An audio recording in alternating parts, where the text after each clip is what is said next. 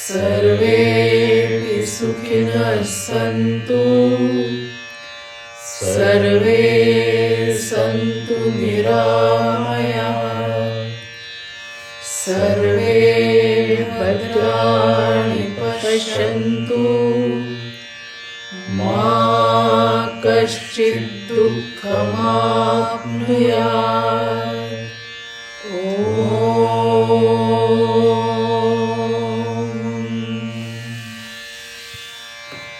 नमस्कार मंडळी. आजच्या भेटू आनंदे कार्यक्रमात पार्किन्सन मित्रमंडळाकडून मी तुमचं सर्वांचं स्वागत करते. आज आपल्या शुभार्थी सविता बोर्डे थेट औरंगाबादहून आपल्याशी गप्पा मारणार आहेत. त्या आता नव्याने जॉईन झालेल्या आहेत, पण व्हॉट्सअपवर जॉईन झाल्या त्या एकदम विसरून गेल्या आपल्या ग्रुपमध्ये. तुम्ही सर्वांनीच त्यांचं आपल्या विविध गुणदर्शनच्या कार्यक्रमामध्ये भरतनाट्यम पाहिलेलं आहे. औरंगाबादहून खास त्या आलेल्या होत्या. त्याचवेळी त्यांनी लिहिलेली एक कवितांचं पुस्तक आणि कथांचं पुस्तक त्यांनी सर्वांना भेट दिलं होतं. त्याही तुम्ही सगळ्यांनी वाचलेल्या असतील. नंतर सहलीला ते यायला तयार झालेल्या होत्या, येणार होत्या, पण ऐनवेळी आजारी पडल्या. मग 7 एप्रिलच्या कार्यक्रमाला मात्र त्या आल्या आणि त्यांच्या भरपूर कलाकृती घेऊन आल्या. आणि त्या सर्व कलाकृती तुम्ही पाहिलेल्या आहेत. त्यांनी केलेल्या कुकीज काहींनी तरी त्याचा आस्वाद घेतलेला असेल. तर त्यांच्या बऱ्याच गोष्टी आपल्याला व्हॉट्सअपवरून माहिती आहे. त्यामुळे मी त्या सगळ्यांची आता माहिती इथं सांगण्यापेक्षा त्यांच्या बोलण्यातूनच आपण ते ऐकूया आणि त्यांच्या बोलण्यातूनच त्या जास्त समजतील असं मला वाटतं. त्यामुळे मी सविताला विनंती करते, तिने आता आपलं बोलणं सुरू करावं. नमस्कार.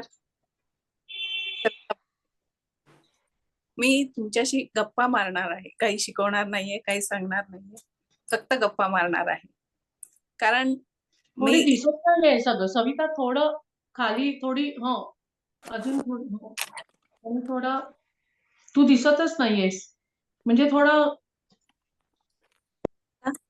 काळोख येतो का? मगाशी दिसत होती, तुम्हाला बोललीस त्यावेळी. कोणाचा तरी दुसऱ्यांचाच कॅमेरा. आता दिसतोय. आता दिसतोय. आता बोल. मी तुमच्याशी फक्त गप्पा मारणार आहे. काही शिकवणार नाहीये, काही सांगणार नाहीये. माझे अनुभव फक्त मी शेअर करणार आहे. आणि ते अनुभव मला असं वाटतं की मी 2 टप्प्यात विभागावेत. म्हणजे एकतर पार्किन्सन्स होण्याच्या आधी आणि पार्किन्सन झाल्यानंतर असे 2 टप्पे आपण करूयात आयुष्याचे. कारण टर्निंग पॉइंट असतो पार्किन्सन्स होणं हा. तर मी आधीच आयुष्य माझ्या बऱ्यापैकी स्मरणिकेमध्ये नोंदवलेलं आहे. तर एक थोडक्यात सांगते की माझं लग्न 18व्या वर्षी झालं आणि तिथून मी एका मोठ्या कुटुंबाचा भाग झाले आणि प्रापंचिक जबाबदाऱ्या पाडत मी माझं शिक्षण पूर्ण केलं. कारण लग्न झालं तेव्हा मी फक्त 12वी होते. आणि मग मी BA पूर्ण केलं, मग MA पूर्ण केलं. MA नंतर मला एक जॉब ऑफर आली, पण अर्थातच घर कोण सांभाळणार हा प्रश्न उभा राहिला आणि मग ती जॉब ऑफर नाकारली. आणि घरी काहीतरी करणं आवश्यक होतं, म्हणून मग मी ब्युटी पार्लरचा कोर्स केला आणि मी 17 वर्ष ब्युटी पार्लर चालवलं. त्यातही मी इंटरनॅशनल डिग्री घेतली. पण हे सगळं करत असताना माझे फिरण्याची आवड मी खूप जोपासली होती. मला फिरण्याचा प्रचंड छंद आहे. मला ट्रॅव्हलिंग आवडतं आणि म्हणूनच कदाचित मी पुण्याच्या ग्रुपमध्ये वारंवार येते आहे. तर त्यातले मी अनुभव सांगेल काही. माझे राफ्टिंगच्या वेळेसचा अनुभव सांगेल, किंवा अमेरिकेत मी एकटी गेले तेव्हाचा अनुभव सांगेल, किंवा ट्रेकिंगला गेले होते हिमालयामध्ये तो अनुभव सांगेल, आणि पार्लर संबंधी पण अनुभव सांगेल. पार्लर संबंधीचे अनुभव म्हणजे कसे आहेत की आपण परवाच डॉक्टर करंदीकरांचं व्याख्यान ऐकलं. त्यांनी सांगितलं की दाती किती बदलतायत. ह्याचा अनुभव मला तेव्हाच आला होता की जेव्हा मी पार्लर चालवत होते. नात्यांचे अर्थ बदलतायत, का, मानसिकता बदलतीये काही माहित नाही, पण ते बदलतायत एवढं नक्की. तर ते पण अनुभव मी शेअर करेन तुमच्याशी. तर असं स्मरणिकेमध्ये जे आहे ते मी पुन्हा रिपीट करणार नाही. आता मी जाते सरळ पार्लरच्या अनुभवांकडे. 17 वर्ष पार्लर चालवलं, पण घरी बसून मला खूप काही समजलं. घरात पार्लर चालवून मला इतके अनुभव आले, की जे कदाचित बाहेर फिरून येणार नाहीत. कारण स्त्रियांचे स्वभाव खूप स्वभावाचे कंगोरे कळत गेले मला. तर एक अनुभव मी सांगते त्यातला. एक लेडी जी माझ्याकडे नेहमीच यायची, ती एके दिवशी घाईघाईत आली आणि अपॉइंटमेंट घेतलेली नव्हती. ती म्हणली की मला खूप घाई आहे, खाली रिक्षामध्ये नवरा आणि मुलं थांबलेली आहेत आणि मला पटकन निदान ॲब्रोज तरी करून द्या. मला वाटलं ठीक आहे, असेल काहीतरी गडबड. मी हातातलं काम थोडं बाजूला ठेवलं आणि तिच्या ॲब्रोज करायला घेतल्या.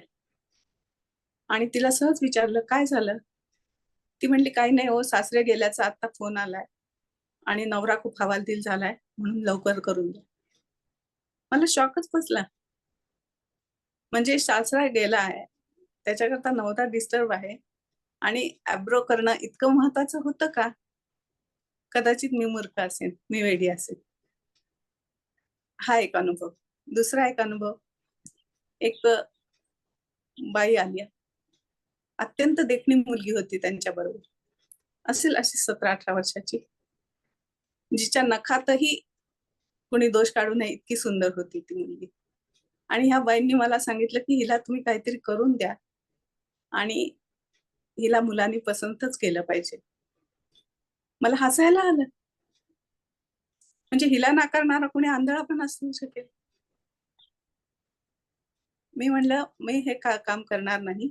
एक तर इतक्या लहान वयात मी हिला काहीही प्रयोग करणार नाही. हिला कशाची गरजच नाहीये. तुम्ही परत जाऊ शकता. म्हणजे काय आपण कुठे चाललोय, काय मला कधी-कधी नवल वाटतं. आणि सगळ्यात मोठी गोष्ट आता तिसरा किस्सा एक सांगते, की एक बाई आल्या, त्या माझ्याकडे नेहमी यायच्या. बँक ऑफिसरची बायको होती ती. नावं कुणाची मी सांगणार नाही इथं, ते योग्य नाही. तिला नेहमी तिचा मुलगा आणून सोडायचा बाईकवर. आणि मला वाटलं की आजही त्यांनी आणून सोडलं असेल, पण ती अशीच अपॉइंटमेंट न घेता आली. मी म्हटलं, अहो आता मला वेळ नाहीये. त्या म्हणल्या, नाही करून द्या ना प्लीज. मी म्हटलं, ठीक आहे, तुम्हाला एक छोटंसं काम करून देऊ शकते मी, जास्त नाही करून देऊ शकणार. मला वेळ नाहीये कारण तेवढा. त्या म्हणल्या, अहो नाही, माझा मुलगा गेलाय. तर मी म्हणलं की येईल ना मग तो परत तुम्हाला न्यायला. कारण तो नेहमी त्यांना सोडून जायचा आणि काम संपलं की परत न्यायला यायचा. त्या म्हणल्या, नाही तो गेलाय. मला आता सांगतानाही अंगावर काटा येतोय की तो गेलाय आणि त्याचा 14वा आहे. खूप लोक जमतील म्हणून ह्या बाई काही करायला आलेल्या होत्या. हे खूपच शॉकिंग होतं माझ्यासाठी. आणि जेव्हा करंदीकर सर म्हणाले की नाती किती बदलतायत, त्याचा अनुभव मला तेव्हा आलेला होता की नाती अशी बदलतायत. नात्यांना काही अर्थ उरलेला नाहीये कदाचित, पण काही नाती खरंच खूप चांगली आहेत आणि त्यामुळेच आपण टिकून आहोत असं मला वाटतं. तर हे झाले पार्लरचे अनुभव. आता मी माझे राफ्टिंगचे अनुभव सांगते. आम्ही दांडेलीला गेलो होतो कर्नाटकात. तिथे काळी नदी आहे. त्या काळ्या नदीमध्ये राफ्टिंग करतात. मला सतत काही ना काहीतरी ऍडव्हेंचर करण्याची हौस असायची, म्हणून मी म्हणलं की आपण राफ्टिंग करूया. मग एका ग्रुपला जॉईन झालो. त्या मुलांबरोबर आम्ही पण बसलो. माझ्या मिस्टरांना पोहता येत नाही, म्हणून त्यांना नदीची, पाण्याची अतिशय भीती वाटते.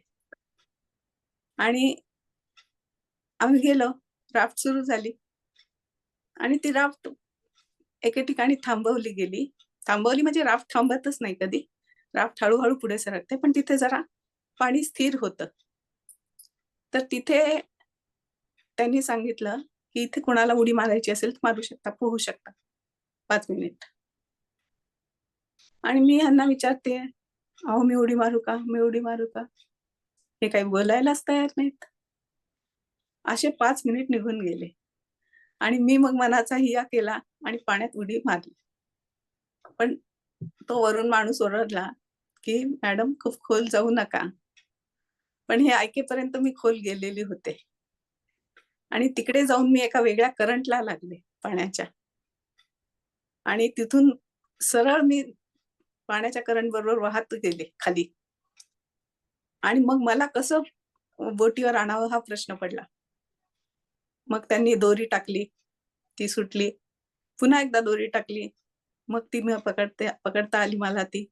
त्यावेळेस मला कळालं, की निसर्गापुढे आपण किती क्षुल्लक आहोत, किती क्षुद्र आहोत. आणि हे हे जेव्हा कळतं ना, तेव्हा माणसाला खरंच सगळे आत्माभिमान गळून पडतात असं मला वाटतं. आणि ते योग्यच आहे. ह्याची जाणीव होणं योग्य आहे. अशीच जाणीव झाली आम्हाला. आम्ही बियासकुंडचा ट्रेक करायला गेलो होतो. बियासकुंडच्या ट्रेकच्या वेळेस असं झालं, की तो डोंगर म्हणजे पर्वत इतका मायन्यूट स्टोन्सचा बनलेला आहे. संगमरवरी स्टोन असतात ना, खडी म्हणतो ज्याला आपण, क्रश स्टोन तशा टाईपचा होता. त्याच्यावर पायच टिकायचा नाही आणि तो आम्ही उतरत आलो, तर खाली पडलो असतो तर हाडाचा चुरा पण नसता सापडला, म्हणजे इतकं भयानक होतं ते. आणि त्यावेळेस बाजूच्या पर्वतावर अव्हेलान्च झाला. निसर्गातले हे रौद्र रूप पाहून ना, मी खरंच म्हणजे भाग्यवानही समजते स्वतःला, की मी खूप काही अनुभवलं. निसर्गाच्या जवळ जाऊ शकले इतक्या. आणि त्यावेळेस आपल्याला जाणीव होते, की आपण कोणीच नाही आहोत. आपण जे मी म्हणतो ते काही नाहीये आपल्यामध्ये. असे अनेक अनुभव माझे आहेत. अमेरिकेला मी एकटी गेले. इथून प्रवास करून न्यूयॉर्कला माझा भाचा होता, त्याच्याकडे गेले आणि तिथून सगळं एकटं फिरले मी. तर न्यूयॉर्क सिटी पाहण्यासाठी मी गेले. तिथला एक अनुभव सांगते, की त्या सिटीमध्ये म्हणजे आधी मी वर्ल्ड ट्रेड सेंटर वगैरे पाहिलं आणि झिरो ग्राउंडला गेले 1-2 ठिकाणं बघून. आणि तिथं गेल्यानंतर माझ्या लक्षात आलं, की टॅक्सी बोलवायची, तर आपला फोनची बॅटरी 0 आहे. मला कळेना, घरून निघताना आपण 100% चार्ज केला होता फोन. मग काय झालं आपल्याला? आणि मग विचार केला, की इथे जवळपास कुठे चार्जिंग होईल का बघू. तिथे एक पोस्ट दिसला मला, सिक्युरिटी गार्डचं पोस्ट. त्या ह्याच्यामध्ये काय झालं, की मी विचारलं, की can I charge my mobile here? त्यांनी असा तो गोऱ्या गालांचा गार्ड म्हणाला, की no, we don't allow strangers. मग मला त्या परिस्थितीतही हसू आलं. मला वाटलं आपण बहुतेक टेररिस्ट सारखे दिसतो की काय. आणि मग मी ठरवलं, की आता देवाने तोंड दिलंय, हातपाय दिलेत, आपण आपला प्रयत्न करायचा. मग मी निघाले. अनेक ठिकाणी विचारपूस केल्यावर मला कळलं, की Appleचं स्टोअर इकडे कुठेतरी आहे, पण ते नक्की सांगता येत नाही. कुठल्यातरी मॉलमध्ये जाऊन पहा. मग मी एका मॉलमध्ये गेले आणि माझ्या सुदैवाने तिथे अंडरग्राउंड एक Appleचं स्टोअर मिळालं. मग तिथे मी माझा फोन चार्ज केला आणि तिला विचारलं, की हे असं का झालं असेल? म्हणजे ज्ञानात पहा कुठेही कधी भर पडू शकते म्हणतात ना, ते असं.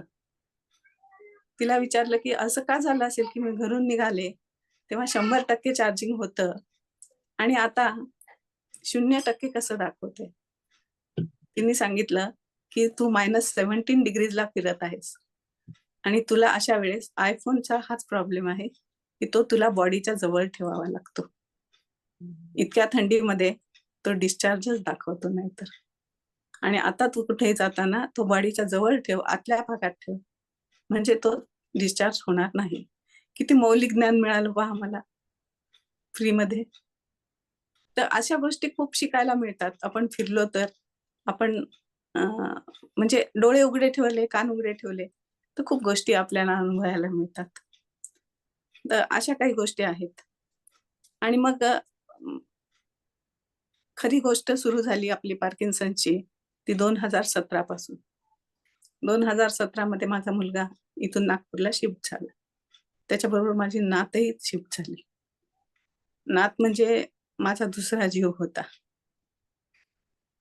आणि ती शिफ्ट झाल्यानंतर मी खूप एकटी पडले. कारण त्यावेळेस माझ्या मिस्टरांची बदली मुंबईत होती. इथे कोणीच नव्हतं. आणि मग मी एका अनाथ मुलांचं इथे एक साकार म्हणून संस्था आहे, तिथं जायला लागले. की मला कमी पूर्ण करायची होती माझ्या नातीची. मग मी तिथल्या मुलांमध्ये रमले. आणि खरंच सांगते, पालसी झालेली मुलं ती सुद्धा रिस्पॉन्स देतात, तुम्ही चांगलं बोलत गेलात, चांगलं वागत गेलात तर. हे मला अनुभवायला मिळालं. कोण कुठली बिचारी मुलं 1-1 दिवसाची, 2-2 दिवसाची सोडलेली, त्यांना जवळ घेऊन मला शांत वाटत होतं, हे महत्वाचं होतं. मी असं खूप शिकत गेले आणि शिकत राहायचा माझा छंद आहे म्हणजे. मग ह्या शिक्षणातूनच मी तेव्हा ठरवलं की LLB करायचं. राहून गेलेल्या गोष्टी करायच्या. आता वेळ मिळालाय आपल्याला, आपण LLB करू. मग LLBला ऍडमिशन घेतली. LLB सुरू झालं आणि 3rd इयर मध्ये माझ्या लक्षात आलं की माझे हातावर काहीतरी परिणाम झालाय. मला लिहिताना त्रास होतोय आणि शिवाय माझं अक्षर खूप बारीक झालंय. म्हणजे पेपर सोडवलेला माझं जाणवायचं मला की आपलं अक्षर सुरुवातीला बोल्ड येतं आणि नंतर बारीक होत जातं. हे लक्षात आलं. पण मला वाटलं असेल आपल्याला लिहिण्याचा खूप ताण पडतोय, 3-3 तास लिहायची सवय नसते वगैरे म्हणून असेल. मी थोडं दुर्लक्ष केलं त्या गोष्टींकडे. पण नंतर 3rd इयर संपायचं होतं अजून माझं, तेव्हा मला नागिण झाली. आणि नागिण इतकी भयानक झाली की लोकांना 1 नागिण होते, मला 3 नागिणी एकाखाली एक झाली. आणि मग त्या नागिणीतून पेन वेदना सहन होईनात म्हणून मग मॉर्फिन द्यावं लागलं. अशा परिस्थितीतून बाहेर निघाले मी कशी तरी. पण माझ्या लक्षात यायला लागलं की माझा उजवा खांदा फ्रीज झालाय. हालत नाही लवकर, पेन करतो, वेदना देतात. आणि मग मी डॉक्टरांकडे गेले. त्यांनी फ्रोझन शोल्डरचं निदान केलं. झालं, माझ्या एक्सरसाइज सुरू झाल्या, फिजिओथेरपी. ते सगळं केलं मी. पण ते बंद झालं की परत तो हात माझा फ्रीज व्हायचा. मी पुण्यातही 1-2 ठिकाणी दाखवलं, पण मला कशाचाच परिणाम होईना. आणि मग नंतर मला लक्षात आलं की माझं उजव्या हाताचं इंडेक्स फिंगर, पहिलं बोट अचानक हलतंय. आणि मग आमचे व्याही आहेत तिथं पुण्यामध्ये, भारती विद्यापीठात डॉक्टर आहेत ते. त्यांनी सांगितलं की ही पार्किन्सनची सुरुवात असू शकेल, तुम्ही न्यूरोलॉजिस्टला दाखवून घ्या. मग हा शब्द ऐकल्यावरच थोडंसं असं वाटलं की नाही, काहीतरी चुकीचं बोललेत ते, असं वाटलं मला आधी. म्हणजे सगळ्यांनाच तसं वाटलं, कारण बाकी तर मी सगळी फिट होते. मग दाखवलं आम्ही न्यूरोलॉजिस्टला. तर ते म्हणले की आपण आधी बघूया, ऑब्झर्व करूया आणि मग ठरवूया.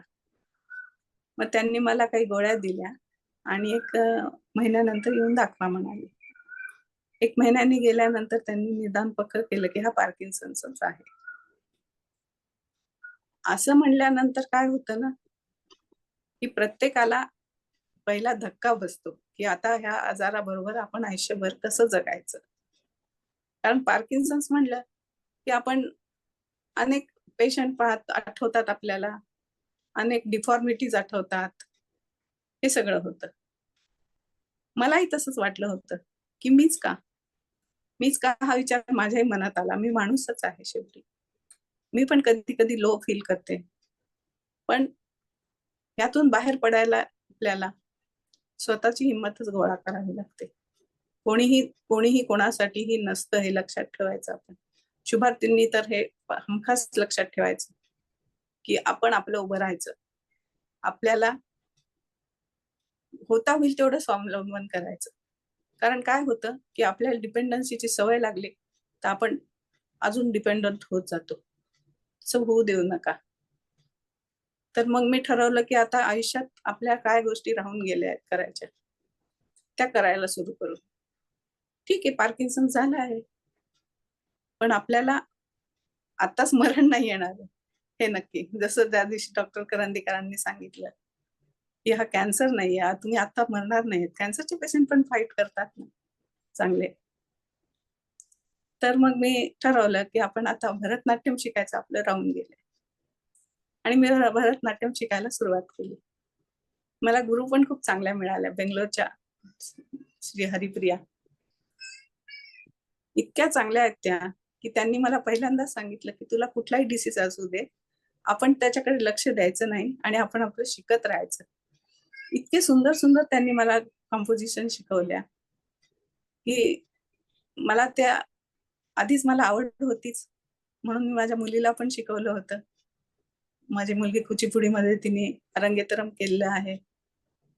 तर त्या राहून गेलेल्या गोष्टी मी आता करायला लागले आणि खूप आनंद झाला मला. मग मी गाण्याचा क्लास जॉईन केला. गाण्याच्या क्लासमध्ये पण ते पण सर इतके चांगले मिळाले की मला काय झेपेल, मला काय जमेल, असं ते हळूहळू कपॅसिटी वाढवत नेत आहे.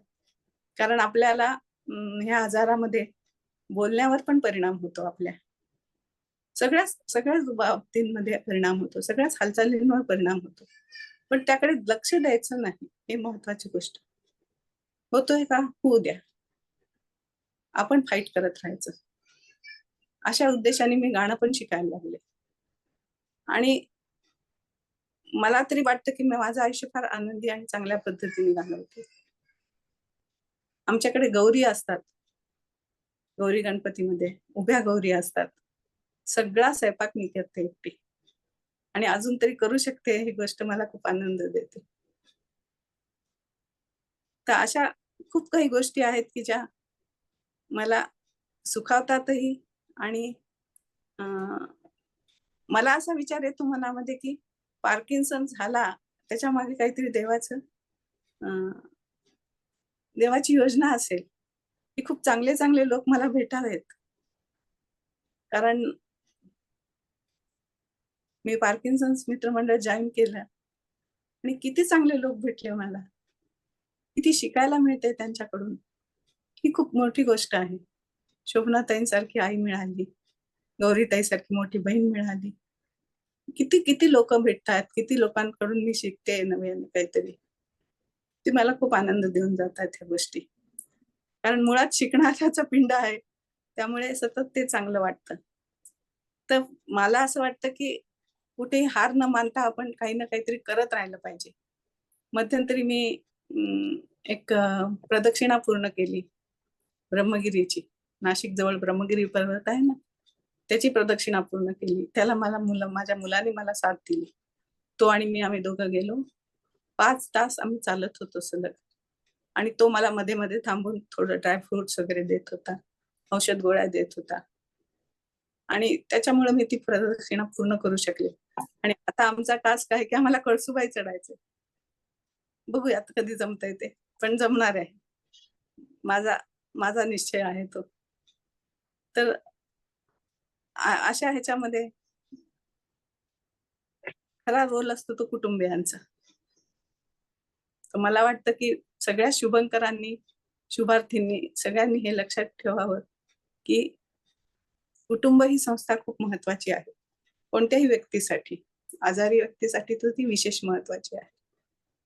कुणी तुम्हाला कशी आहेस विचारलं तरी खूप बरं वाटू शकतं. आणि ह्या आजारामध्ये आनंदी राहणं, खुश राहणं हे खूप महत्वाचं आहे. तर आपण ते फॉलो करत राहूया. कधी कधी आपण होऊन जातो लो, मान्य आहे. कधी कधी आपण कंटाळतो या गोष्टींना, कारण खूप छोट्या छोट्या अडचणी येतात आपल्याला, ज्या लोकांना म्हणजे समजणारही नाहीत. अशा अडचणी आपल्याला येतात. आपल्याला कपडे बदलताना त्रास होतो, शर्टाची बटणं लावताना त्रास होतो, अनेक गोष्टीत आपल्याला त्रास होतो. पण आपण तोच धरून बसायचं नाही. ती गोष्ट पूर्ण झाली की पुढे करायचं, गोष्ट पूर्ण झाली की पुढची करायची. असं करत राहायचं. मी स्वेटर विणते, बाटल्यांवर काम केलं आपण पाहिलं आहे. तर असं काहीतरी काहीतरी करत राहायचं, स्वतःला गुंतवत राहायचं. मीच का म्हणून बसून नाही राहायचं एका ठिकाणी. तर मला एक नेटवर मला एक कविता मिळाली होती, ती मी आज तुम्हाला वाचून दाखवते. ढूंढना है तो तू अपनी खूबियां ढूंढ, ढूंढना है तो तू अपनी खूबियां ढूंढ, कमियां निकालने के लिए लोग है ना, बढ़ाने हैं कदम तो आगे बढ़, बढ़ाने हैं कदम तो आगे रख, पीछे खींचने के लिए लोग है ना,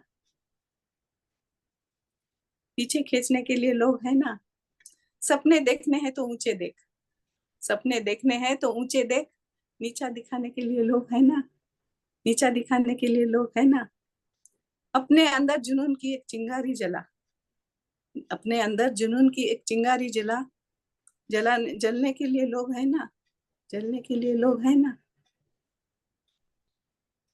बनानी है तो यादें बना, बनानी है तो यादें बना, बातें बनाने के लिए लोग है ना, बातें बनाने के लिए लोग है ना, करना है प्यार तो खुद ही से कर, हे लक्षात ठेवा, करना है प्यार तो खुद ही से कर, नफरत करने के लिए लोग है ना, नफरत करने के लिए लोग है ना, रहना है तो बच्चा बनकर रहे, रहना है तो बच्चा बनकर रहे, समझदार बनने के लिए लोग है ना, समझदार बनने के लिए लोग है ना, तू कुछ कर दिखा दुनिया को, तू कुछ कर दिखा दुनिया को, तालियां बजाने के लिए लोग है ना, तालियां बजाने के लिए लोग है ना. आता तुम्हाला काही प्रश्न विचारायचे असतील तर विचारू शकता.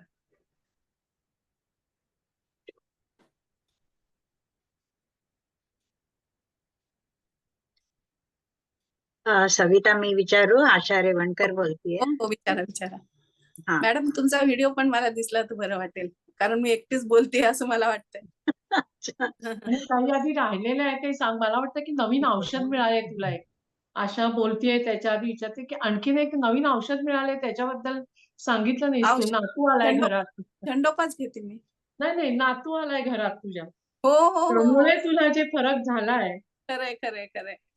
त्याच्याबद्दल सांग आणि मग आशा विचारेल प्रश्न त्याच्यावर. माझा 2 वर्षाचा नातू आहे, 2.25 वर्षाचा. तो त्याच्या आई वडिलांना सोडून आमच्या जवळ राहतोय आणि मला ती खूप आनंद देते ती गोष्ट. आणि त्याचे दिवसभर तुम्ही आता कदाचित मध्ये आवाज पण ऐकला असेल त्याचा. इथे येऊन तो आवाज करून गेला दाराजवळ येऊन, कारण त्याला आजी दिसत नाहीये तो बऱ्याच वेळची. तर ते मेडिसिनच आहे आपल्याला. खरंय. अगदी खरंय. मुलांच्या संगतीत ना कोणतंही दुःख विसरायला होतं अक्षरशः. खरंच आहे. अक्षरशः म्हणजे म्हणजे माझी संध्याकाळची गोळी कमी झाली, अर्धी गोळी. अरे वा. सध्या तरी अच्छा अच्छा अच्छा. खूप गुड. ग्रेट. फ्रेश वाटतंय त्याच्यामुळे. हा खरंच आहे. कुठल्याही कारण दुःखावर एक. इतके सिली मिस्टेक करत असतात ते, काहीतरी काहीतरी खोड्या करत राहतात. हो. घरात एक फिमेल कुत्रा आहे, त्याच्याबरोबर त्याची मस्ती चालते. हम्म. तर खूप काहीतरी काहीतरी करत असतो तो आणि बडबड करतो. नुकतंच बोलायला यायला लागल्यामुळे सतत बडबड करत असतो.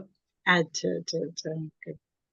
बरं मला विचारायचं होतं, तर राफ्टिंगच्या वेळी जी तू उडी मारली आणि खाली गेलीस, हो तर हो क्षणभर असं वाटलं का की आपण आता जिवंत राहू की नाही, असं काही डोक्यात आलं हो की हो हो अजिबात हो नाही? हो हो.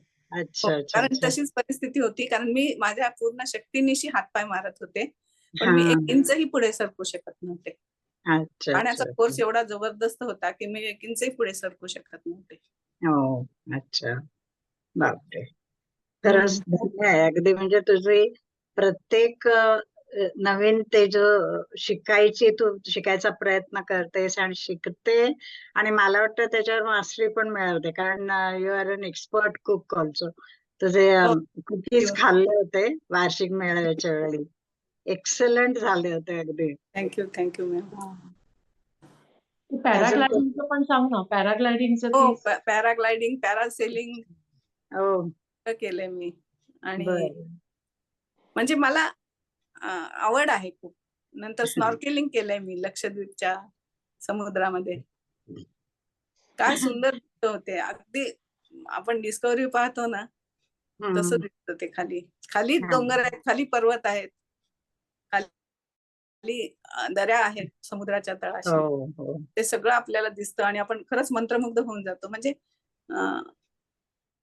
लाईफ टाईम एक्सपिरियन्स म्हणतात ना, तसा असतो तो. हा करेक्ट. फारच सुंदर. खूप छान. आता कळसूबाईला पण तुला मस्तपैकी जाऊन ये आणि ऑल द बेस्ट. हो हो. खूप छान होईल. आता जरा उन्हाळा कमी हा झाला की माझा ऑक्टोबर नोव्हेंबरच्या दरम्यान माझा प्रयत्न हा राहील तिकडे जायचं. अच्छा अच्छा गुड. हो दे, छान करतो पण. आणि खूप खूप शुभेच्छा त्याच्यासाठी. थँक्यू. आणि लेखनाचा अनुभव, तू पुस्तक लिहिलं, कविता लिहिली आणि आता सुद्धा अजून सुद्धा मला वाटतं लिहिते. हो, तर लिहिते. तू मग तुला लिहिताना मग तू बोलून लिहिते का काय, की हाताने लिहिते, कसं लिहिते काय? नाही, किंवा मी त्याचा काही त्रास वाटतो का की लिहिता येत नाही पूर्वीसारखं म्हणून? हाताने मोडकं तोडकंच लिहिते आणि मग नंतर हळूहळू शांत बसून त्याला फेअर करते. पण ते अक्षर काही फारसं चांगलं येत नाही आता. पहिल्यांदा खूप चांगलं अक्षर होतं माझं आणि ही डिफिकल्टी मला परीक्षेच्या दरम्यान खूप आली, कारण मी रायटर घेऊन परीक्षा दिल्या आहेत. तर आपण जे सांगतो तिला, त्या रायटर मुलीला, आणि ती जे लिहिती त्याच्यामध्ये जरा एक मॅचिंग होत नाही बऱ्याचदा आणि आपली लिंक तुटते मग विचारांची. पण त्यातूनही मी बाहेर आले आणि A ग्रेड मिळवून LLM पूर्ण केलं.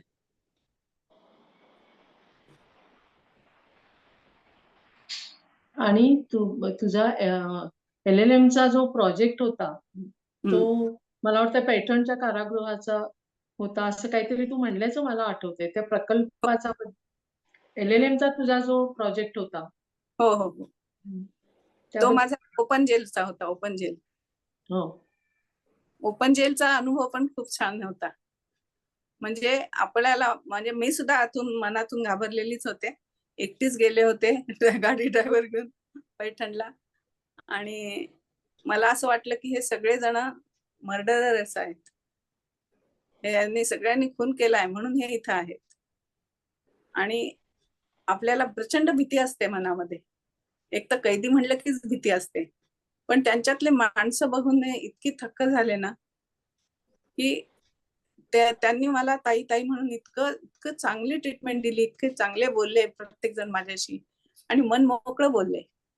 प्रत्येकाने आपली केस सांगितली, कशा झालं काय. आणि काय होतं बऱ्याचदा मला असं वाटतं की काहीतरी एका इमोशनच्या फ्रीक मुवमेंट मध्ये माणसं असं करून जातात. ते तसे नसतात खरे तर. काही काही पोलीस ऑफिसर सुद्धा त्याच्यात होते जे एन्काउंटरच्या केसमध्ये अडकले होते आणि 14 वर्ष जेलमध्ये होते. असे खूप जण मी भेटले त्यांना. एक जण भजन खूप छान म्हणायचा, त्यांनी मला भजन म्हणून दाखवलं. म्हणजे त्यांच्यातला माणूस हा वेगळा असतो आणि त्या क्षणाला त्यांचा स्वतःचा ताबा जातो, म्हणून त्यांच्या हातून ते कृत्य घडतं असं मला वाटतं.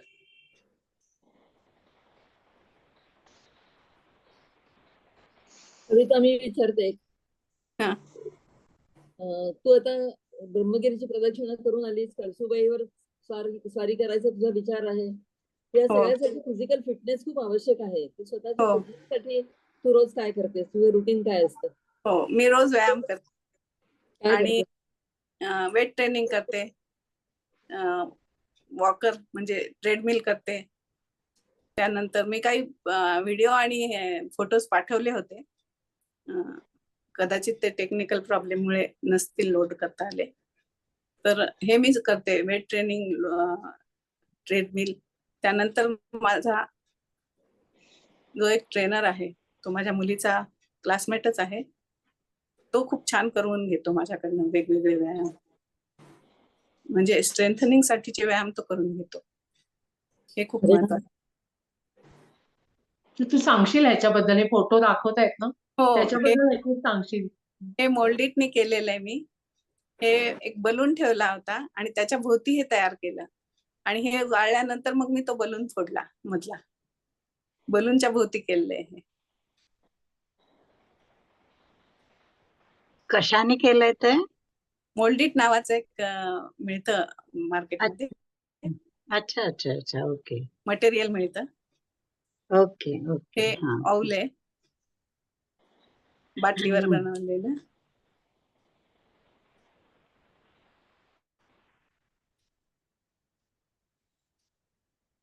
हे तू शिकली कोणाकडे का आपलं आपलंच केलं? नाही ग, कुणाकडे नाही. नाही हो, कुणाकडे नाही शिकले मी.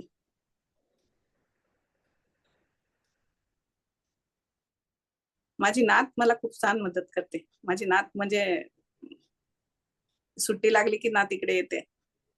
मग आम्ही असे उद्योग करत असतो काहीतरी. सुंदर आहे ही पण डॉल.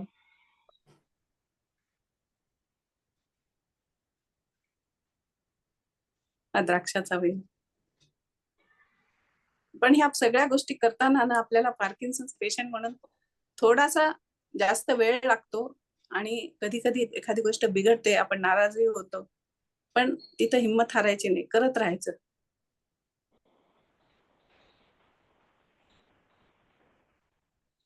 हे ग्लास पेंट केलेले, ग्लास पेंटिंगचे कलर वापरून हे केलेली बाटली. हे घराची कल्पना आली म्हणून मग खाली त्याला टूथपिक्स लावलेले आहेत कंपाऊंड म्हणून, आणि वर त्याचं छत म्हणून एक माझ्याकडे पॅकिंगचं काहीतरी मटेरियल मिळालं मला, ते लावलं. हा मोर. हा करताना फार नाकी नऊ आले होते माझ्या. मी तुझा प्लेन पाहिला होता हा पांढरा, नंतर हो, मला एकदम थक्क व्हायला झालं की एकदम हा रंगीबेरंगी झाल्यानंतर. म्हणजे आपल्या गोळी घेतली, आपल्या ट्रेमर्स कमी असल्या की हे काम करायचं. हे माझ्या नातीने केलेलं आहे. किती वर्षाची आहे ती? 12. तीच भरतनाट्यम मध्ये तुझ्या बरोबर होती का एका? हो हो हो हो, तीच होती.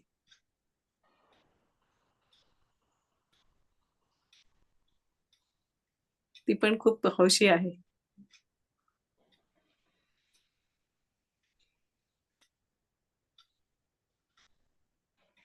हे दोऱ्या गुंडाळून केलेलं आहे. कशाला दोरे गुंडाळले? बाटलीला दोरी गुंडाळली.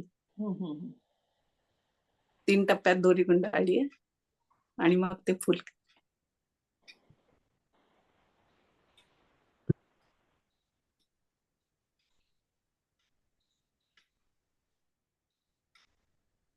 पण ह्या छोट्या छोट्या गोष्टी आपल्याला खूप आनंद देऊन जातात.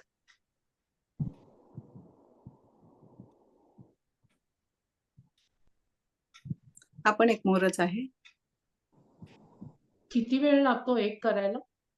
2 दिवस तरी नक्की लागतात एक बाटली करायला. कारण आपण मोल्डिटने आकार दिला त्याला, ते चिटकवलं त्याच्यावर बाटलीवर, तर ते सुकायला लागतं पूर्ण. पूर्ण वाळल्यानंतरच आपल्याला पेंटिंग करता येतं. हे माझ्या नातवासाठी केलेले मी दुपटे आहेत लोकरीचे.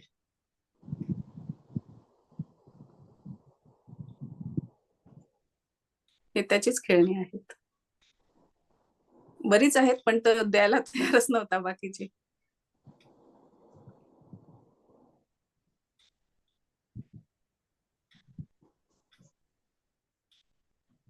हे मला आता प्रश्न विचारला होता ना, व्यायाम प्रकार काय करतात, असं वेट ट्रेनिंग करते मी.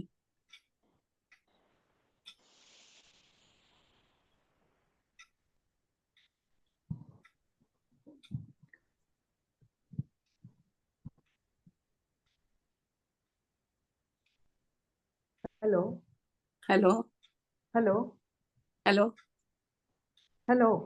बोला. एवढं सगळं करताना तुम्हाला ऑन ऑफ पिरियडशी सामना करावा लागत असेल ना? हो, मग म्हणजे किती वेळ असतो तरी तुमचा off period? नाही माझा ऑफ पिरियड कमी असतो जरा.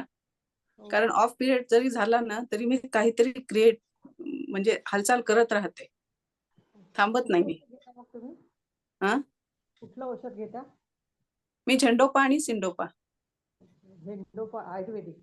झेंडोपा आयुर्वेदिक पावडर आहे ती घेते. किती दोनदा 3 घेता? वेळेस 3 हा? वेळेस घेते ती. 3 वेळेस. बापरे, हा, तुमचं खूपच कौतुक, म्हणजे फारच कौतुक वाटत आहे. असामान्यातून अफलातून आहात तुम्ही. एवढं हा. सगळं करून बाप. शिक्षणा सोबत जास्तीचे व्यायाम हे ते करून म्हणजे तुमचं व्यक्तिमत्व फारच अफलातून आहे. हे मी फिरायला जाते तेव्हा थोडं जॉगिंग करते. तो सगळं पूर्ण वेळ जॉगिंग नाही करत मी, थोडं मधून मधून करते. हो ना, एवढं ब्रह्मगिरीला पाच फेऱ्या मारणं म्हणजे काही सोपी गोष्ट नाही.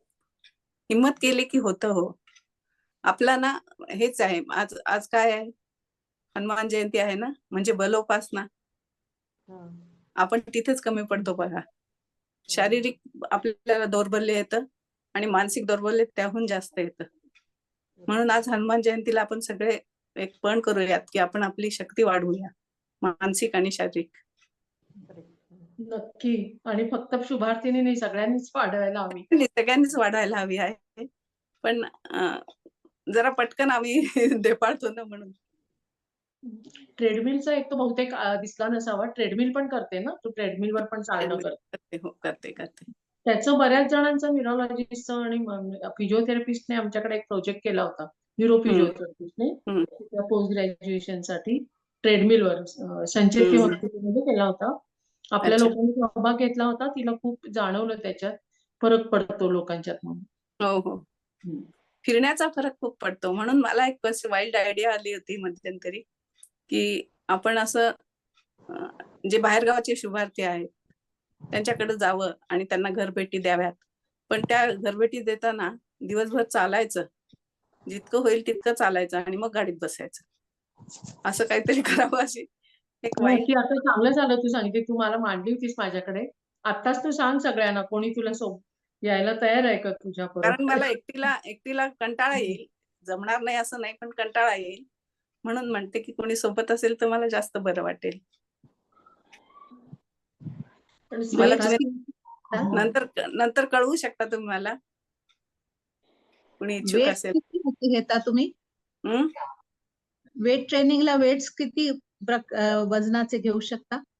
मी 5 किलोचं सिंगल हँडेड घेते आणि जे हे करते ना, हिंजेस करते मी, म्हणजे 2 हातात 2 वेट घेऊन ते 7.5 किलोचे, म्हणजे 15 किलो टोटल. बरंच हेवी घेता. हो. आणि कारण मसल मास आपला कमी होतो ना ह्याच्यात. मसल्स आपल्या वीक होतात मग वापरल्या नाहीत की. हो. नाही, मी करते वेट ट्रेनिंग, पण मी हेवी नाही फार घेत. नाही, हेवी हळूहळू वाढवा तुम्ही, हळूहळू वाढवा. मी पण एकदम नाही वाढवलेलं. हे साधारण एक वर्षात. काउंट्स जास्त करते, वेट्स नाही वाढवत. अच्छा, काउंट्स वाढवता. काउंट्स वाढवले हरकत नाही, पण तरी थोडं वेट वाढवायला हरकत नाही, कारण आपली बॉडी ना ऍक्लिमेटाइज होऊन जाते त्या गोष्टींना. पण त्याच्यात ते डाऊन गेलेलं असतं ना कुठल्या तरी कारणाने, पुन्हा ते आधी नॉर्मल वर आणावं लागतं. हो मग हो ते हो. ते तर आपल्याला आपलं सांभाळूनच सगळं करायला लागतं. मी अंजली भिडे बोलतीये. किती वेळ हा, करता? बोला मॅडम. हा, सविताताई तुमचा तर ग्रेटच आहात, काही वादच नाही. तुमचा सगळा आता प्रवास ऐकला तर खरंच धन्य आहे. आणि मला एक विचारायचं होतं की तुमचं लग्नापूर्वीचं आयुष्य कसं गेलं, लहानपण कसं गेलं, म्हणजे ह्या सगळ्या ऍक्टिव्हिटीज वगैरे तुम्ही लहानपणी करत होतात का, धाडसी होतात? खो खो प्लेअर होते मी, खो खो प्लेअर होते. अच्छा. मी स्टेट लेवलला खेळलेली आहे खो खो प्लेअर. अच्छा. टीमची कॅप्टन होते 1 वर्ष. हा. आणि बाकी असे उद्योग करत होतात का सतत लहानपणी फार पण? फार फार फार उद्योग असायचे आमचे. आणि त्या काळी काय आम्ही लहान गावात होतो. हो. अच्छा, तुम्ही कुठले आहात? मी आता औरंगाबाद मध्ये राहते, पण लग्नाच्या पूर्वी सेलू म्हणून एक गाव आहे परभणी जिल्ह्यात, तिथे माझे आई वडील तिथे जॉब करायचे, नोकरी करायचे. त्यामुळे आम्ही तिथे राहत होतो. आमचं घरात झाडावर चढणं, पत्र्यावर चढणं, अशा गोष्टी आम्ही कायम करायचो. आणि आमचं शेत होतं, त्यामुळे आम्ही शेतातही खूप हुंदडायचो. भरतनाट्यम ऑनलाईन शिकलात का मग तुम्ही? ऑनलाईन. हो, ऑनलाईन. आणि आकाशवाणीवर पण तू काम केलंयस? हो हो, आकाशवाणीवर पण काम केलं. थोडं येईल म्हणून मी सुरुवातीला अगं विसरते मी काही गोष्टी. सांग तो तिथला पण अनुभव सांग, त्यामुळे तू एवढं छान बोलू शकतेस. ते काम अनुभव सगळीकडचे उपयोगी येत आहेत तुला. खरंय. आकाशवाणीवर मी काही काळ म्हणजे असं कंत्राटी म्हणून काम केलंय. परमनंट नव्हते मी, कंत्राटी कलाकार म्हणून काम केलं. कारण त्यावेळेस माझं पार्लर पण सुरू होतं ना, मग सगळं तितका वेळ मी देऊ शकायचे नाही. मग ते तिथे जे श्रुतिका वगैरे असायच्या, काही नाटिका छोट्या छोट्या, त्याच्यातून मी कामं करायची. त्यांचं बोलावणं यायचं आणि मग जायचं तिकडे आणि रेकॉर्डिंग करून यायचं. तर त्यांना ग्रामीण लहेजासाठी पण माझा त्यांनी खूप उपयोग करून घेतला, कारण तो लहेजा कुणाला येत नव्हता. ग्रामीण बाजाचं बोलणं हे येत नव्हतं कुणाला. सविता, इतक्या विविध विषयांमध्ये तुला गती आणि रस आहे आणि शिवाय वृत्ती सकारात्मक आहे, त्याच्यामुळेच तू छान फाईट देतेस या सगळ्याशी. खरंय, तुझ्याकडून खरं. फार शिकण्यासारखं आहे का? अगं नाही, तुझ्याकडूनच मी खूप शिकते खरं म्हणजे. नाही, मी व्यायाम करते पण वेट नव्हते करत. आता माझ्या लक्षात आलं की वेट करायला पाहिजे. कारण काय होतं, आपल्या मसल्सवरच परिणाम होतो ना ग. बरोबर आहे. ते महत्वाचं आहे. हॅलो, मी बोलू हॅलो. का? हो, बोला. ती तुझी काय वॉकची आयडिया आहे ती सगळ्यांना एकदा डिटेल मध्ये सांग ना, कारण म्हणजे माझ्या मनात काय आहे ह्याला आपल्याला खूप पॉलिशिंग करावं लागेल आणि वेगवेगळे विचार त्याच्यामध्ये आपण सामावून घेऊ शकतो. मला असं वाटतं की अदर दॅन पुणे जे लोक आहेत बाहेर, आपले शुभार्थी, आणि जे ट्रॅव्हल करू शकत नाही, दरवेळेस त्यांची इच्छा असते पण येऊ शकत नाही, आपण त्यांना जाऊन भेटावं असं मला मनात आहे. आणि त्याकरता आपल्याला पण आपल्या शक्ती पण आपण एनहान्स केल्या पाहिजेत त्या दरम्यान. म्हणजे आपण चालायला सुरू करायचं सकाळी, गाडी ड्रायव्हर बरोबर असणार आहे आपल्या, आणि चालत आपण जितकं शक्य होईल तितकं चालायचं. असं पहिल्या दिवशी 5 किलोमीटर होईल, दुसऱ्या दिवशी 6 होईल, पण होईल आपलं वाढतच. आणि बॉडी कॅपॅसिटी वाढवत नेते आपली बॉडी आपल्याला सकारात्मक प्रतिसाद देते आपण ठरवलं तर मला वाटतं की आपण असं काहीतरी करायला पाहिजे प्रोजेक्ट की ज्याच्यावर खूप विचार करता येईल आणि वेगवेगळे विचार, तुमचे सगळ्यांचे सजेशन्स पण त्यात कामाला येतील. गाडी ड्रायव्हर माझी मिळेल, यात वाद नाही. माझ्या तरुणपणी भेटायला पाहिजे होतीस असं वाटतंय मला. मी पहिल्यांदा आले असते. मी जवळपास गाडीत बसून नेईन ना तुम्हाला. हो. मी बोलू का? हो, बोला. मी कॅप्टन सुनील कर्वे. मी आता अमेरिकेत आहे. हो, बोला. तुमचं सगळे अनुभव अतिशय प्रेरणादायी आहेत आणि लोकांना जाऊन भेटायचंय माझी पण कल्पना होती.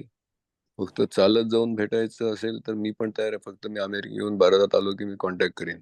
हो, चालेल सर, काही हरकत नाही.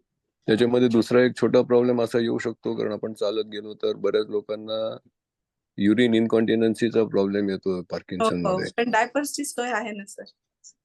हा, तर त्याचा आपण थोडासा विचार करायला लागेल. हो. आणि साधारण सुरुवातीला मला असं वाटतंय 3-1 किलोमीटर, म्हणजे पुण्यातल्या हो, पुण्यात समजा जेवढं शक्य होईल तेवढं चालायचं. आपल्याला काही आपण कुठला टास्क कसा कंपल्सरी घ्यायचा नाही. आपण आपल्या खुशी करता करतोय जे काय करतोय ते. थँक्यू.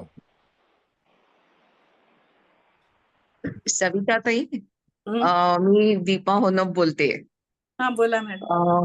खूप छान वाटलं तुमचं आता ऐकताना. म्हणजे असं हळूहळू तुम्ही कळत जाताय असं वाटतंय.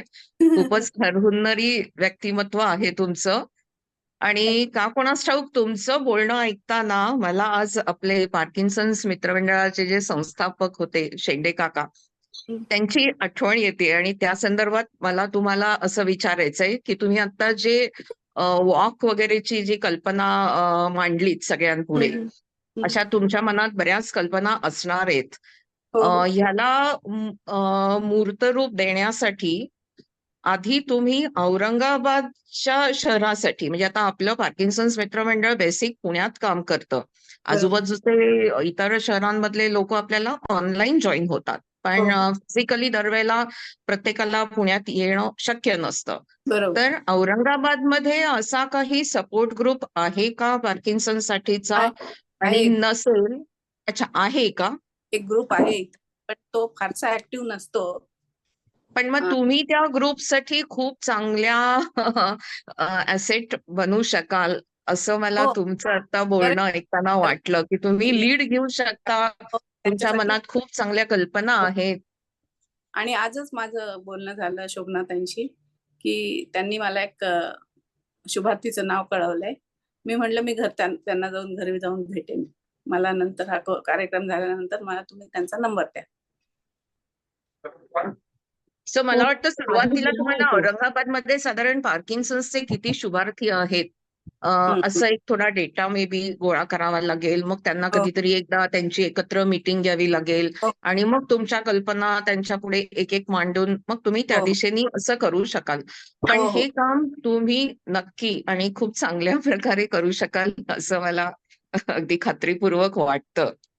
So thank you. शेंडे काकांनी जसं रोपटं लावलं होतं पुण्यात, तसं तुम्ही औरंगाबादमध्ये, आणि औरंगाबादला मी माझं गाव समजते म्हणून मी हो जास्त हो खरंय प्रेमाने खरंय बोलतीये. पण खरंय म्हणजे तुम्ही औरंगाबादसाठी पण असं खूप काही करू शकता, हे हो हो नक्की. बरं नक्की दीपा, तू 4 दिवस औरंगाबादला जाऊन राहा त्यांच्याकडे आणि तू पण थोडंसं त्यांच्या बरोबरीने, कारण तुझं गाव आहे, तुला त्याच्यात आनंद पण मिळेल. आणि स्नेह सावली म्हणून जी संस्था आहे ना, आपल्याकडे हो. डॉक्टर कंजाळकर न्यूरोलॉजिस्ट आले होते. तर हो ते हो तिथं ट्रस्टीमध्ये आहेत. तर आपले रमेश तिळवे आणि त्यांच्या पत्नी त्यावेळेला होत्या. त्यावेळेला त्या सपोर्ट ग्रुपला जायच्या. स्नेह सावलीमध्ये पीडीएमडीएसचा जसा इथं दीनानाथमध्ये भरतो ना, तसा हम्म. तिथं तो त्यांचा ग्रुप आहे तिथं औरंगाबादला. बरोबर. पण ते सुद्धा त्या इनिशिएटिव्ह घेणारं सवितासारखं कोणी असलं तर खरंच तो होईल. मी तुला तेही म्हटलं वरती स्नेह सावलीमध्ये जा. हो तिथं हो पण तुला हे मिळतील. आणि त्यांनी एक व्हिडिओ पाठवला होता तिळवेनी मागे. स्नेह सावलीमध्ये ते दोघं गेले होते. दर बुधवारी ते लोक जमायचे एकत्र. त्यांचे पण न्यूरोलॉजिस्ट कंजाळकर होते. सविताचेही तेच आहेत. हो त्यांना हो विचारल्यावर पण तुला समजू शकेल आणि त्यांच्याकडून खूप मदत होईल. मी धर्माधिकारी बोलतोय. ऐकू येतंय हा का? बोला. हो हो बोला सर.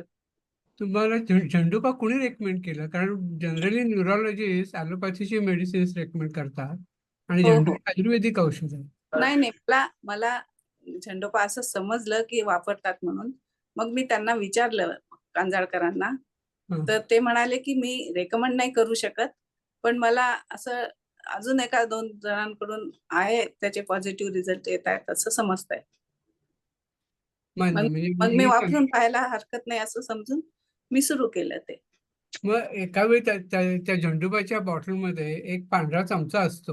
हो हो त्याच्या किती ते चमचे घेता तुम्ही दररोज? 1 चमचा एका वेळेस असं 3 एका वेळेस. वेळी ती म्हणजे 3 चमचे दररोज घेता हो हो आणि त्या एका चमच्याचा इफेक्ट किती वेळ राहतो? साधारण 5 तास. आणि मग सिंडोपा आणि झंडूपा सायमल्टेनियसली घेता? नाही मी सकाळी एकदा सिंडोपा घेते अर्धी आणि रात्री एकदा घेते, एवढेच घेते. अच्छा. आणि इतर म्हणजे झंडूपा हे मेन आहे. झेंडोपा मेन आहे. आणि सकाळी एक सिंडोपा, संध्याकाळी एक सिंडोपा. म्हणजे हे रात्री सगळ्यांसाठीच रात्री- उपयोगाचं आहे. नाही असं नाही म्हणता येणार, कारण प्रत्येक पेशंटला ह्याचा वेगळा इफेक्ट करेक्ट, येतो. Correct, correct. कुणाला म्हणजे इफेक्ट तो कुणाला येत नाही. हे शेवटी सगळ्यांसाठी काय उपयोगाचं आहे, म्हणजे सगळ्यांना त्यांच्या डॉक्टरशी बोलण्यासाठी उपयोगाचं आहे. हो हो डॉक्टरशी बोलायलाच हवं. आणि मुख्य म्हणजे प्रत्येक पेशंट टू पेशंट ह्याचे व्हॅरी आहेत रिझल्ट. अच्छा. म्हणजे मला तर असं जाणवतं की झंडूपानं क्वालिटी चांगली होती ऑन टाइमची.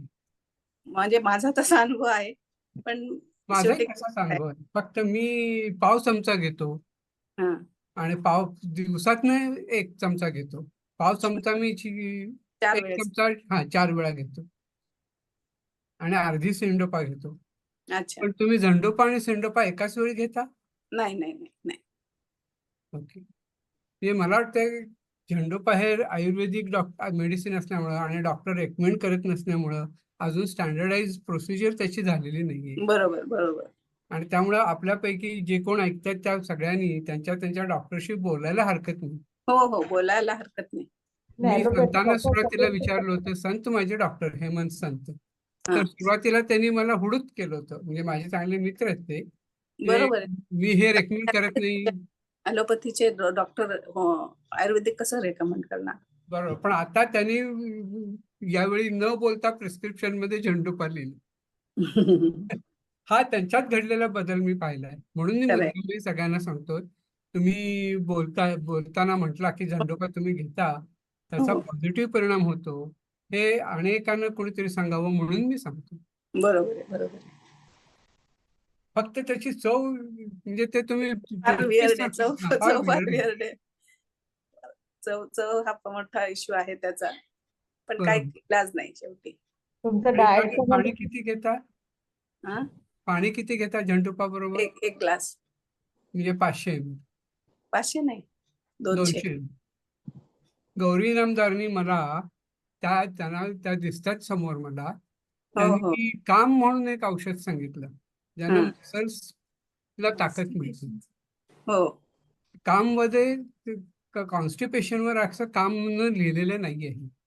हं. त्यांनी ॲब्डॉमिनचे मसल्स स्ट्रॉंग होण्यासाठी म्हणून ते सांगितलेलं आहे आणि त्याचाही साधारण उपयोग होतोय मला. फक्त त्याची चव ओके. वेगळी आहे. चवीकडे आता लक्ष द्यायचं नाही, उपयोग काय होतोय ते पाहायचं. बरोबर. आणि मग हे तुम्ही अनुस्फुटी घेता की खाल्ल्यावर काही खाल्ल्यावर घेता? खाल्ल्यावर घेते मी, मला उपाशी पोटी सहन होत नाही. बरोबर बरोबर. म्हणजे खाऊन झाल्यावर तासाच्या खाऊन gap झालं. ने. हो हो मी एक ठिकाणी मध्ये वाचलं होतं की झंडोपाचा डोस, सिंगल डोस जो त्यांनी दिलेला आहे, हं. त्याचा स्टडी असं म्हणतो की इट इज इक्विव्हॅलंट टू सिंडोपाची एक गोळी. असेल, शक्यता आहे. तेवढंच एक मी वाचलं होतं एका ठिकाणी, बाकी कुठे असेल ना. फारसं नाही त्याचं असेल डिटेल्स. म्हणजे आपण आणि डिस्कस करतोय म्हणून मला झंडोपाबद्दल एकच प्रॉब्लेम येतो म्हणजे आहे, तर म्हणजे लिवाडोपा त्याच्यामध्ये आहे पण कार्बिडोपा नाही. हो हो कार्बिडोपा हो नसल्यामुळे त्याच्यामध्ये कंट्रोल डोस होत नाही. तो जे आपण घेतो त्याच्यातनं लिवाडोपा भरपूर मिळते एकदम शरीराला. पण कसं आहे ना की प्रत्येकाला ह्याची वेगळी रिॲक्शन आहे, वेगळा इफेक्ट आहे. हे फार महत्वाचं आहे. शेवटी आपल्याला ह्या आजारामध्ये आपले सिम्पटम काम करावं लागतं. बरोबर बरोबर. कारण आपण न्यूरोलॉजिस्ट कडे गेलो तरी काय डोस कमी जास्त होणार आहे आपला, बाकी डोस तोच राहणार आहे. मान्य. फारसा म्हणजे मला फरक तर पडणार संत आजकाल म्हणतात की तुमचा तुम्ही डोस ऍडजस्ट करून घ्या. कारण फारसा फरक पडणारच नाही ट्रीटमेंट मध्ये. बरोबर. आता MRI जे फोकस MRI आलेलं आहे ते हम्म, 2 वर्षामध्ये कदाचित रुटीन होईल आणि त्याची हम्म. एक नॉन इन्व्हेजिव्ह सर्जरीची प्रोसिजर आपल्याला सगळ्यांना उपलब्ध होईल अशी मला आशा आहे. अच्छा. तुमच्या डाएट बद्दल सांगा ना. डाएट मध्ये मी आता बदल केलाय तो म्हणजे मिलेटचा. ओ बेटा, 1 मिनिट थांब.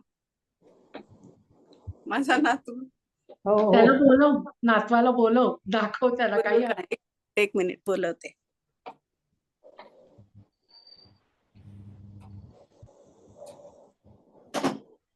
या. तिला बघायला बोलवते. समाजातून माझ्यासाठी बाहेर राहू नका. तुमचा एवढा वर्ष जोपासलेला समाज आहे, तुम्ही चांगले एकत्र राहा. आणि तो कविताचं मोठं औषध हे आपल्या समोर आलं. चांगलं काय नाव आहे तुझं? काय नाव आहे? नाव काय सांग, तुझं नाव काय? त्याला कोणी दिसतच नाही येत ना आजी.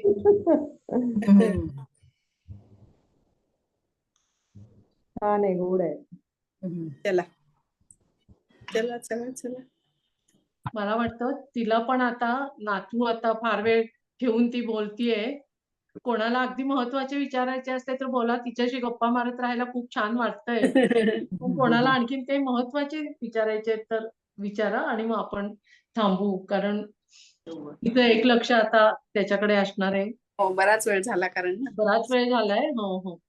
तुम्हाला कोणाला काही नाही आहे ना विचारायचं आता? आणि आपण व्हॉट्सअपवर विचारत राहू, बोलत राहू. हो हो हो आपण भेटतोच रोज. हो. आता प्रत्यक्ष तिच्याशी आणि मला काय वाटतं की तिच्या ज्या औषधाची आता खूपच कमी आहे त्या मनाने डोस तुझा. इतर नाही, मला आधी 4 गोळ्या होत्या. मला आधी मनाची कमतरता. मला आधी 4 गोळ्या होत्या. तो कमी कमी होत आता इथपर्यंत आलाय. म्हणजे तू स्वतः हरवून नाही, नाही. न्यूरोप्लास्टिसिटी जी म्हणतो ना आपण, ती जी हम्म. नवीन नवीन शिकण्यातनं जी होते ती आहे, डान्स आहे, गाणं आहे, खरंय खरंय. कलाकृती करते, किती लेखन करते, म्हणजे नाही मला तुझ्या मनाला तू हे पण ठेवत आनंदी ठेवते. तो हो मला ते वाटतं की तुझा त्यातला खूप महत्वाचा भाग आहे. आणि तू अगदी म्हणजे पहिल्यापासून विविध ह्याला टक्कर केली, अनेक प्रसंग अनुभवत आली, त्यामुळे पण हे सगळं होते. तुम्हाला दाखवू शकतो मी काहीच केली नाही 8 वर्ष झाली त्यामुळे सर. मला वाटतं आपण आता थांबूयात का सविता? हो तुला आता आता ह्याचे उद्योग सुरू झालेत वातावरण करा बघायचंय तुला. उद्योग सुरू खूप झाले छान त्याचे आता. वाटलं. अशीच आनंदी राहा आणि अशाच गोळ्या कमी राहू दे तुझ्या. उत्साही राहा. नवीन नवीन आणखीन काय काय तुझ्याकडून बस तुमचे ऐकायला सगळ्यांचे मिळेल. आशीर्वाद पाहिजेत. आणि खूप धन्यवाद. तुझे आभार सर्व आपल्या अतुलचे आभार. अतुलला तर खरं तर काल फोटो आणि सगळं पाठवलं आपण. हो हो त्यांनी हो पहिल्यापासून सांगून ठेवलेलं आहे खरं 4-5 दिवस आधी पाठवा.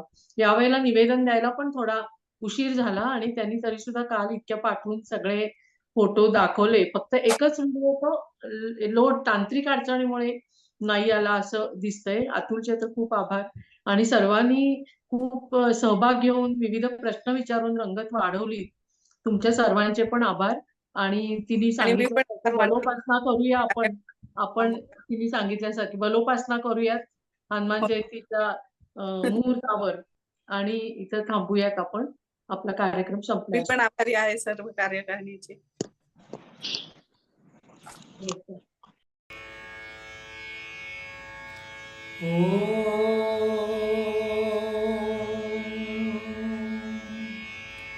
सर्वेऽपि सुखिनः सन्तु सर्वे सन्तु निरामयाः सर्वे भद्राणि पश्यन्तु मा कश्चित् दुःखमाप्नुयात्